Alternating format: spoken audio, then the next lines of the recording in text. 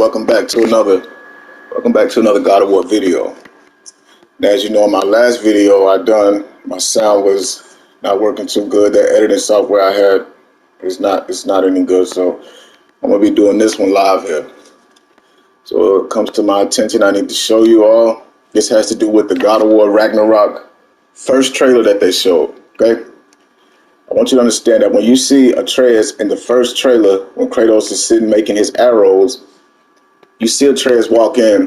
But one thing that you don't understand is this is actually Atreus. You see, Atreus asks, can he turn into an animal? When he finds out he's a god, he asks, can he turn into an animal? Well, yes, he can turn into an animal, which is why I'm telling you that he is the serpent. I guarantee you he is the serpent, okay? That's number one. Number two, this is Atreus also. That symbolizes the deer horns that you see him walking in with while he's carrying that deer. That's a foreshadow to let you know that this is him also. Now, you may be saying, why would Atreus be a deer or whatever? Well, look at what this deer is holding. None other than, you guessed it, our god Mimir, aka Odin. Now, you can look and see that this is clearly the head right here. All right, this is indeed the head. This is indeed Mimir, aka Odin. When Atreus asks, can he turn into an animal? Yes, he can turn into an animal. When he asks, can he fly? Yes, he can fly. When he asks, can he turn invisible? Yes, he can turn invisible. Everything Atreus can do, everything he asks is everything he can do. All right, everything. He can do it all, man. Here you go. That is Atreus right there. An adult Atreus in another animal form. I would say that this is a weapon. I'm not going to say that this represents the top of Thor's hammer or whatever, but look like some kind of weapon that the dwarves may have made him, or some kind of weapon he got. But nonetheless, it is Atreus. I mean, I don't understand how much more proof I can give. But yeah, and he is the serpent from the future. Let me explain. Atreus is the serpent from the future. And when you ask me if he was the serpent from the future and he knew that Mimir was Odin in disguise, why didn't he attack? Well, if you go look at their first meeting, he actually wants to attack. He draws back, he gets mad, and you see the acid coming from his mouth.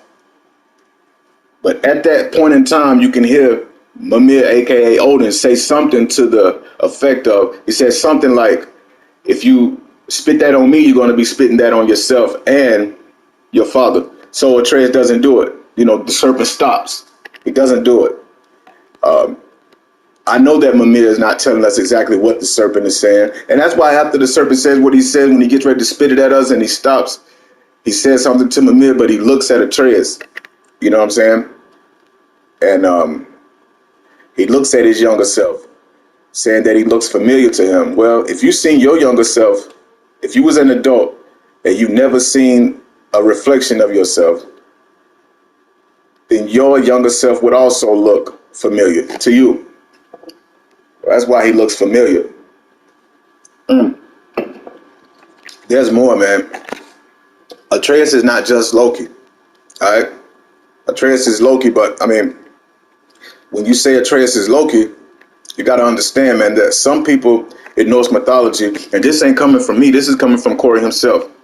Corey says some people in Norse mythology, they believe that some characters are actually more than that character. So like, he say some people believe that Loki is actually someone else and someone else. You know what I mean? So Loki is actually, and some people believe that Loki is indeed Jormungandr.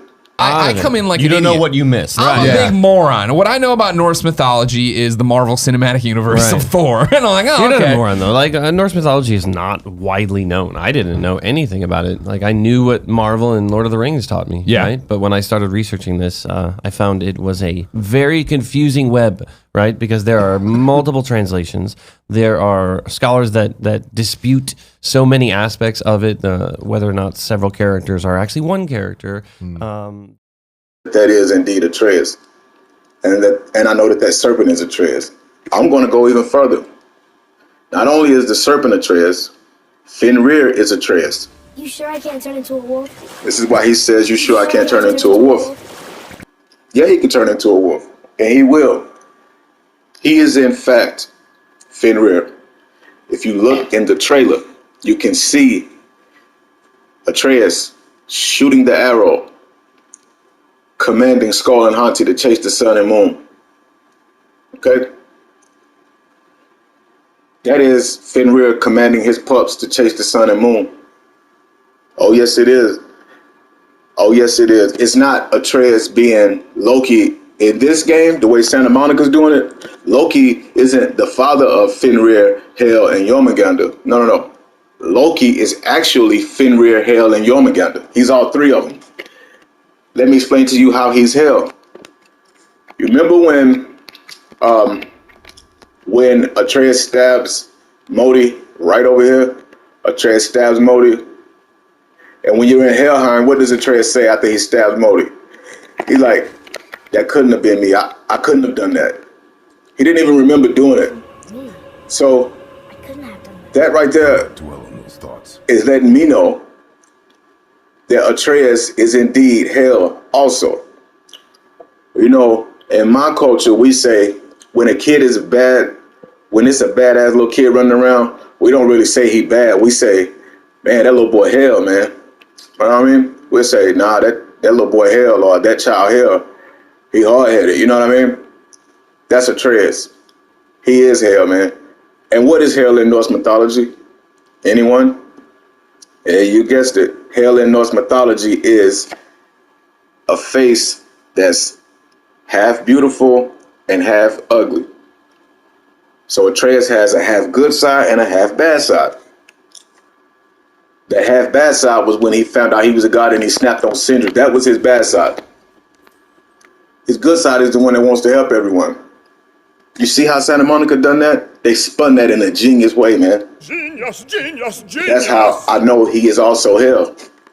And it's no more. It's how obvious can you get when he asks, can he turn into a wolf? And then you see the trailer and he's commanding Skull and Honey. Who else can command those two pups to do that? To chase the sun and the moon? Fenrir.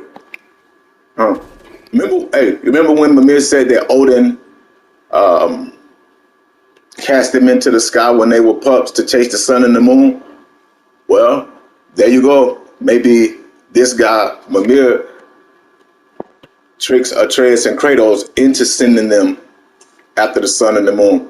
So when you go back in time, it'll be like he tricked them as pups, but actually that'll be the future that we're speaking of now and not the past. You see what I'm saying? That's as far as time travel go. But when the sun and moon grew mutinous and stood still, Odin put Skoll and Hati to use.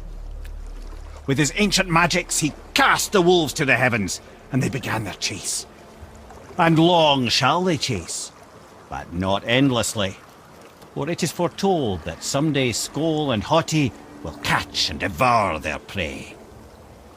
And that day shall be Ragnarok, the twilight of the gods. That's as far as time travel go.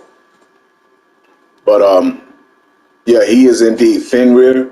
He is indeed Hel, and he is indeed Jormungandr. He is all three of them, man. There are scholars that dispute so many aspects of it, whether or not several characters are actually one character.